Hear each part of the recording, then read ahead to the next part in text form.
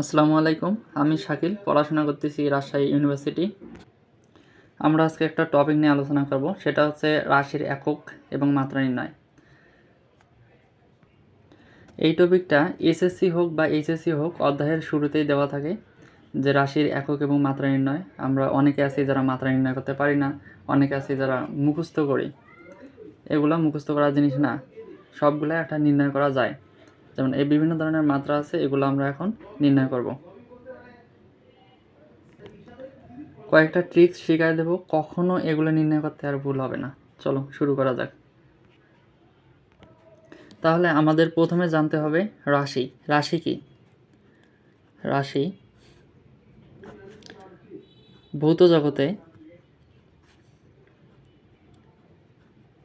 যা কিছু পরিমাপ করা যায়, পরিমাপ করা যায় তাকে রাশি বলে।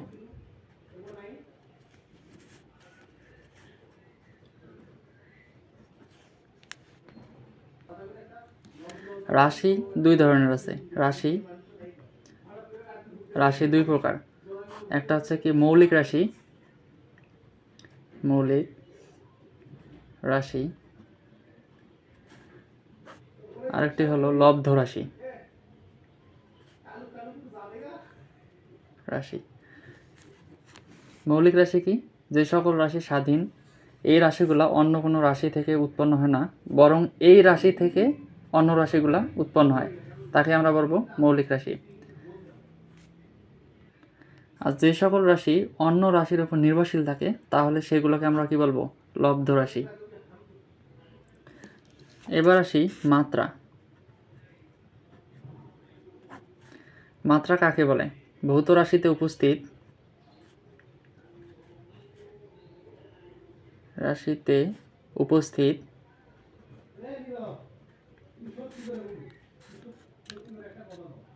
মৌলিক রাশিগুলোর সূচককে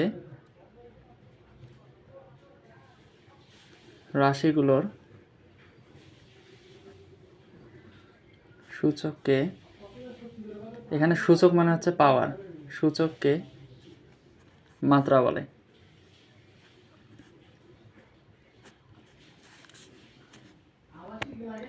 এখন মৌলিক রাশি আছে হলো 7টা, টোটাল 7টা মৌলিক রাশি,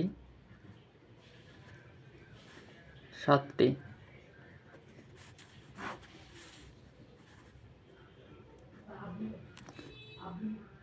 এক নম্বরে আছে দৈর্ঘ্য,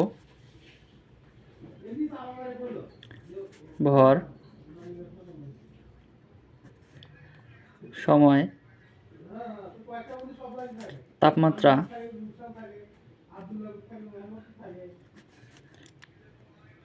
তড়িৎ প্রবাহ,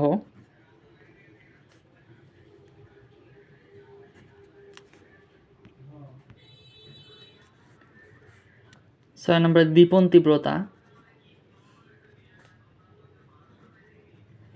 তীব্রতা, 7 নম্বর হচ্ছে পদার্থের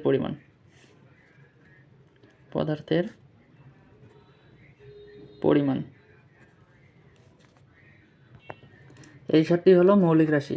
এখন আমরা মৌলিক রাশিগুলোর মাত্রা নির্ণয় করব।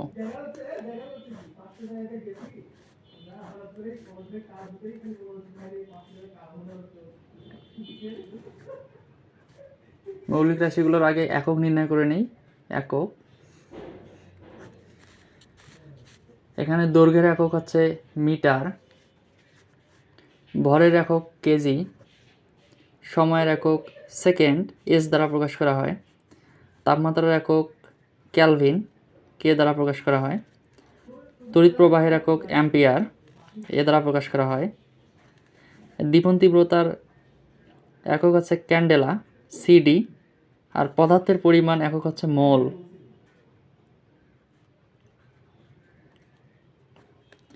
এগুলো আমরা বলতে পারি যে মৌলিক একক। এখন আমরা দেখব মৌলিক রাশির এই এককগুলো ব্যবহার করা হয়েছে, এই এককগুলোর মাত্রা কি কি হবে। তাহলে মাত্রা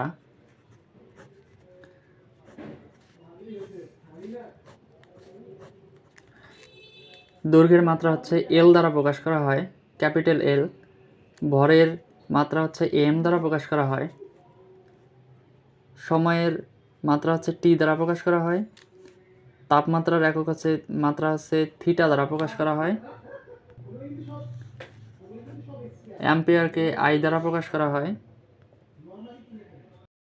দীপন তীব্রতাকে জে দ্বারা প্রকাশ করা হয় এবং পদার্থের পরিমাণকে মোল দ্বারা প্রকাশ করা হয়। মোল এটা হচ্ছে একক, এর মাত্রা হচ্ছে এন। আর এটা দীপন তীব্রতার একক হচ্ছে ক্যান্ডেলা এবং এর মাত্রা হচ্ছে জুল। জুল না, এটা জে। এখন আমরা একক এবং মাত্রা নির্ণয় করব। বেগের একক এবং মাত্রা নির্ণয় করো। তাহলে আমরা বেগের সূত্রটা প্রথমে অ্যাপ্লাই করব। অ্যাপ্লাই সূত্রের মাধ্যমে আমরা একক নির্ণয় করব, তারপরে আমরা মাত্রা নির্ণয় করব। আমরা জানি সমবেগের সূত্র হচ্ছে এস ইকুয়াল টু ভিটি, বা এখান থেকে যদি আমরা ভি নেই তাহলে এস বাই টি। এখানে এস হচ্ছে কি সরণ, এটা হচ্ছে সরণ আর এটা হচ্ছে সময়। তাহলে সরণ মানে দূরত্ব, সর্বনিম্ন দূরত্বকে সরণ বলা হয়। তাহলে এখন আমরা যদি এটার একক নির্ণয় করি তাহলে দূরত্বের একক কি মিটার এবং সময়ের একক হচ্ছে সেকেন্ড। এটাকে যদি আমরা মাত্রায় কনভার্ট করি তাহলে এম দৈর্ঘ্যের মাত্রা হচ্ছে এল আর সময়ের মাত্রা হচ্ছে টি। তাহলে এল টি ইনভার্স 1, এটা হবে বেগের মাত্রা। এবার আসো ত্বরণের মাত্রা। ত্বরণের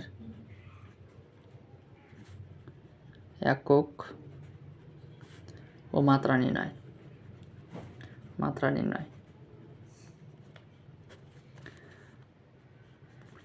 তাহলে আমরা গতিবিদ্যায় একটা সূত্র জানি যে v equal to u plus at. এখান থেকে আমরা এ বের করে নেব, এর এককটা বের করে নেব। তাহলে A equal to V minus U by T. তাহলে যেহেতু একক মানে দুইটা একই রাশি, যোগ থাক অথবা বিয়োগ থাক, এককের কোনো পরিবর্তন হয় না। তাহলে আমরা লিখব এটা মিটার পার সেকেন্ড বেগের একক, আর এখানে হচ্ছে সেকেন্ড সময়ের একক। তাহলে এটা যদি আমরা গুণ করে দিই তাহলে এটা ইনভার্স হয়ে যাবে। তাহলে এম এস ইনভার্স 2। এখন এককে যদি কনভার্ট করি তাহলে এল টি ইনভার্স 2, এটা হবে অ্যান্সার। এটা হবে ত্বরণের মাত্রা। এখন বলের একক এবং মাত্রা। আচ্ছা, আমরা সূত্র জানি। প্রথমে সূত্র দিয়ে আমরা এককটা নির্ণয় করে নেব, F equal to M A. এখানে এম বলতে কি বোঝাইছে? এম বলতে হচ্ছে ভর গুণন ত্বরণকে আমরা বল বলি। তাহলে এখানে যদি আমরা ভরের একক কনভার্ট করি তাহলে একক হবে কেজি, আর ত্বরণের একক আছে এম এস ইনভার্স 2। এটাকে এখন মাত্রায় কনভার্ট করব। তাহলে কেজি এর মাত্রা কি? ভরের মাত্রা হচ্ছে এম, দৈর্ঘ্যের মাত্রা হচ্ছে এল, আর সময়ের মাত্রা টি। ইনভার্স 2 আছে, ইনভার্স 2 দিলাম। এটা হবে বলের মাত্রা নির্ণয়। এখন আমরা শিখব কাজের মাত্রা নির্ণয়। কাজের একক ও মাত্রা নির্ণয়।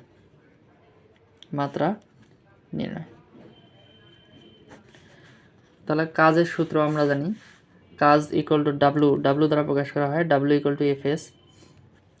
এখানে এসটা কি সরণ, এফ হচ্ছে বল আর এস হচ্ছে সরণ। তাহলে এটাকে আমরা ভাঙায় নিই, তাহলে এটাকে এককে কনভার্ট করলে হবে তাহলে বল, তাহলে এম এর একক আছে কি? আচ্ছা, এম এ এস দিলাম। এখন এককগুলো বসাই। যেমন এম এখানে হচ্ছে ভর হচ্ছে কেজি, এর একক হচ্ছে মিটার পার সেকেন্ড ইনভার্স 2, আর এস হচ্ছে সরণের একক হচ্ছে মিটার। তাহলে আমরা এখানে গুণ করলে পাবো kg metre square s inverse 2। এখন আমরা যদি মাত্রায় কনভার্ট করি তাহলে কেজি এর মাত্রা মানে ভরের মাত্রা হবে এম, দৈর্ঘ্যের মাত্রা আছে এল, স্কোয়ার আছে দিলাম, তারপরে সময়ের মাত্রা হবে টি ইনভার্স 2। এটা হবে অ্যান্সার। এটা হবে কাজের মাত্রা।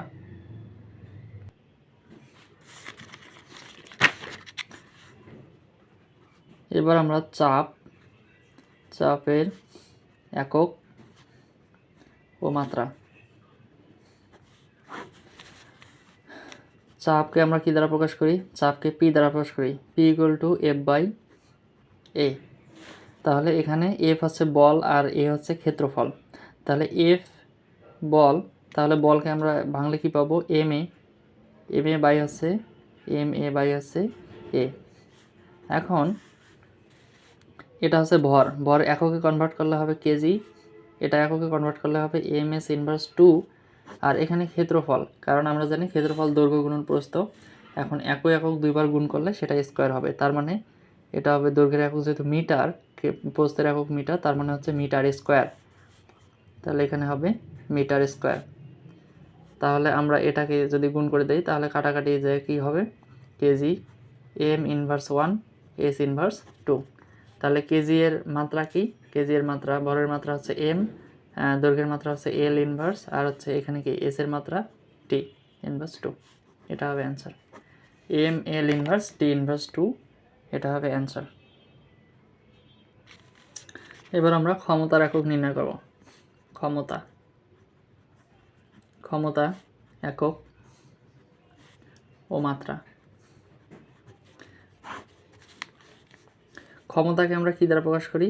ক্ষমতাকে পি দ্বারা, যেমন ওইখানে চাপকে পি দ্বারা প্রকাশ করি, এখানে ক্ষমতাকেও পি দ্বারা প্রকাশ করা হয়, শুধু সূত্রটা আলাদা। P equal to W by T, মানে একক সময়ে যে পরিমাণ কাজ করা হয় তাকে ক্ষমতা বলা হয়। এখন আমরা ক্ষমতা, এখানে ক্ষমতা ইকুয়াল টু কী জানি? W equal to F S.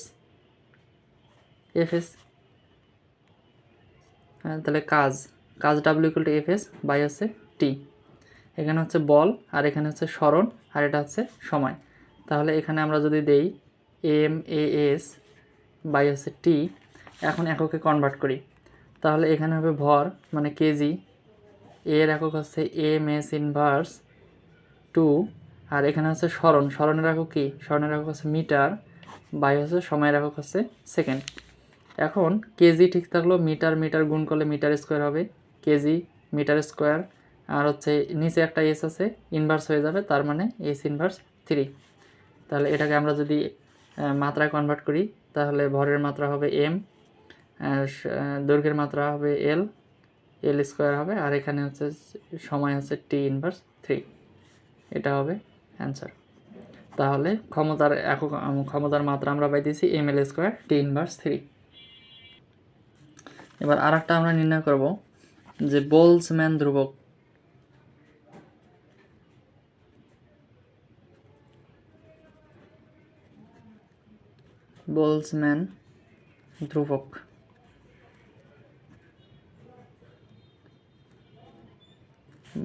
Boltzmann ধ্রুবকের মাত্রা, আচ্ছা, একক এবং মাত্রা নির্ণয়। আচ্ছা, বোলজম্যান ধ্রুবককে কী দ্বারা প্রকাশ করা হয়? বোলজম্যান ধ্রুবককে কে দ্বারা প্রকাশ করা হয়? আচ্ছা, আমরা এর আগে আদর্শ গ্যাসে একটা সমীকরণ দেখেছি যে E equal to half Katie. এখানে হচ্ছে কে হচ্ছে বোলজম্যান ধ্রুবক, আর এখানে টি হচ্ছে তাপমাত্রা, ই হচ্ছে শক্তি। এখন আমাদের দরকার বোলজম্যান ধ্রুবক, তারপর বোলজম্যান ধ্রুবক K equal to E by T.